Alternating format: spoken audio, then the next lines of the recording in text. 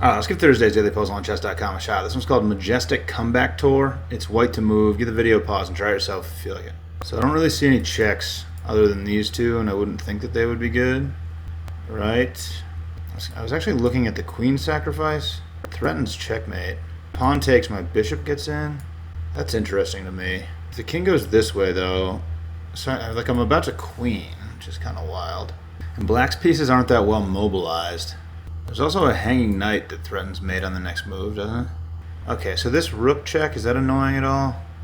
Well, it takes away the mate threat and gives a check. And then black can take here.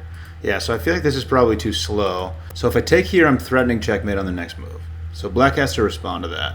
I think the pawn takes. That's obviously the most natural move. And then I would take back with the bishop. So at this point, black has two moves. One of them is here. And then I have this check, king here, pawn push, check, and this would be mate, right? Queening would be mate.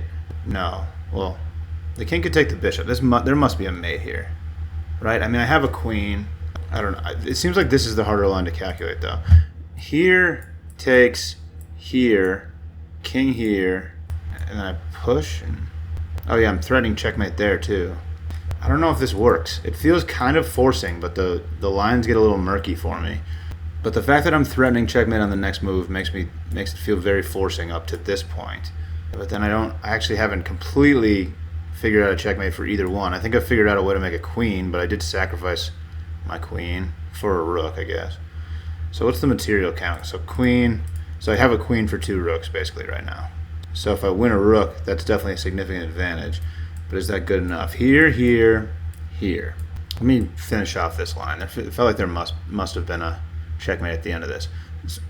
So king here, bishop here, king here is forced, pawn push, protected by the bishop, king here is forced, queen takes. I mean, there's got to be a check. There just has to be a checkmate there. Can I force the king down? So queen here. The king's got two moves, either of these squares. I don't know. That's winning, right? Is it possible that it's this? Like, this looks like a pretty good move, but I think I calculated that this looks bad. Rook takes the pawn, and then rook takes my bishop. And things look not so good to me. Because the rook taking the pawn takes away the checkmate threat. I'm going for this. I think this looks good, but it's not super definitive to me, so... Okay. So it is this, and I mean, I obviously follow up with the bishop, right? King that way. So this was the more confusing line to me. I'm assuming I just threatened to make a queen, and I'm just going to make a queen, right? Is that the point? Because, like, the bishop can move out of the way, and I don't have checkmate, but I'm assuming I'm just... Like, the only check I have is here. That's not what I'm doing, right? I'm making a queen. And now I sack the bishop. Huh, this is a tough puzzle on a Thursday. I must sack the bishop to make a queen. Okay.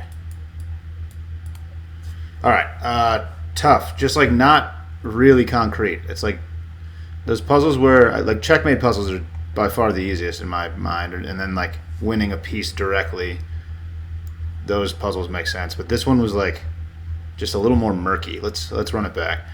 Okay, tough puzzle I think on a Thursday. Because there's a couple moves, like this move looks pretty good, and then you have to calculate why it's not that great, because if you take the knight, you're threatening checkmate here, but black has this move. It's kind of an intermezzo move. Instead of just taking your hanging bishop, black takes the pawn, removing the checkmate threat, giving a check, and then after that could take your bishop after you take the knight. So this move is not that good, which is kind of a difficult calculation to not play that move. The move is to take the rook, which again doesn't seem that concrete because you're not giving a check, but the pawn does have to take back because you're threatening checkmate on the next move. And then after the pawn takes back, you're going to bring your bishop in, and again the king has two moves and neither of them result in checkmate, but after the pawn takes, this pawn is really close to promotion, so you're probably going to go make a queen. So you give up your queen for a rook, you win a pawn, and then you're going to go make a queen. And this gets tricky even because the king comes and challenges your pawn and your bishop, but you can sacrifice the bishop and there's no way for the king to protect the promotion square. So I think what you end up winning is a rook and a pawn for a bishop at the end of the day, because you get your queen back, and I guess you give up a pawn, so you didn't really win a pawn. You win an exchange there, but it's kind of a tough puzzle. I don't know. I got it right, but it was very difficult. There it is. Thanks for watching. Catch you later.